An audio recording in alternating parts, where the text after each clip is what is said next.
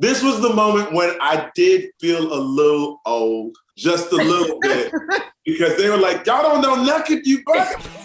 Hi, my name is Sterling K. Brown. And my name is Regina Hall. And we're gonna ask each other anything about Honk for Jesus. Save your soul. So this is our first time working together on Honk for Jesus. Yeah. I was really excited because I've been a fan for a long time, but I heard tell that you had your questions about me. What did you think going into this whole working experience about kicking it with Sterling K. Brown? So I had my impression that were a combination of other people's impressions, not realities, but impressions. And so I was a little nervous. Actually, the truth is, it was better than I could have even hoped for. You know what I mean? Like, it was that perfect. That is very sweet. I'll say, I've been a fan for a really long time. You are a talent crush. You act your ass off in everything that you do.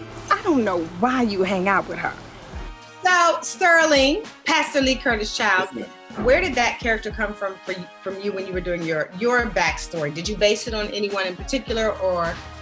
No one person in particular. He is an amalgam of sort of my own experience with the Black church, going to different mega churches here in LA. There's something that is larger than life. Like, I found that there's an interesting parallel in performance for an actor and a preacher, being live in front of an audience, given that call and response, that is intoxicating. And so I sort of found myself replicating like what it was for me to be on stage, being in front of my congregation.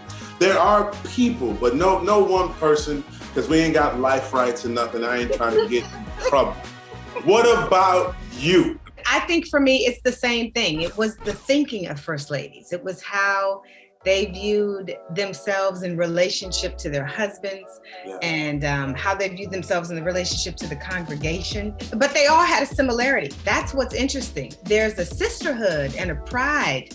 And I don't think I really understood how, in that world, how important the First Lady was to a church and to themselves, the pride with which that position is held. If you get a chance to watch the short that the film is based on, it is very funny. It is very irreverent.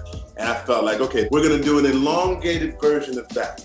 But Adama and Adane, to their credit, they wanted to make sure that we weren't just skewering the Black church, but also being as truthful and honest and being reverential simultaneously, so that these were real people that were grounded and not just sort of caricatures of anything. Did you know when we first started going together, he was Baptist and I was apostolic? But we always make it work. All right, so in the movie, we sing along to what I now know is a classic, but I had no idea what the song was first. Knuck If You Buck. Regina Hall. Were you familiar with Knuck If You Buck? No. And I felt like I should have been the way everyone else on set was talking about it. But I get it. Because when we were in the car, that energy was real. Yeah, we knucking and bucking and ready to fight. Okay, so wait, I'll tell you this much. I've gone and taken Peloton classes since we've done the movie, and Knuck is like a mainstay. This was the moment when I did feel a little old, just a little bit, because they were like, y'all don't know Knuck If You Buck. Knuck If You Buck. Knuck If You Buck. Knuck If You Buck.